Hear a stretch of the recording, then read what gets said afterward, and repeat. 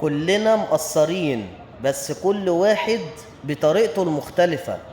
يمكن انت شايف ان فلان مقصر في حقك وده وجعك، بس عمرك سألت نفسك هو ممكن يكون شايفك انت كمان مقصر في حقه؟ طيب هل تخيلت ان في ناس انت كمان مقصر في حقها؟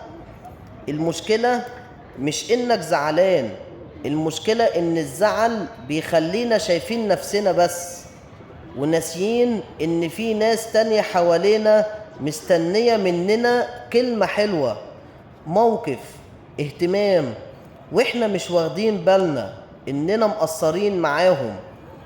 الحقيقة ان كلنا بنغلط، كلنا بنقصر، ومحدش فينا ملاك ولا حد دايما صح.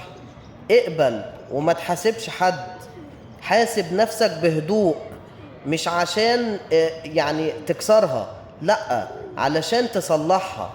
ولو لقيت انك قصرت ارجع، الدنيا ابسط من كده، بس احنا اللي معقدينها شوية، وكل اللي محتاجينه نفهم بعض شوية ونرحم بعض شوية.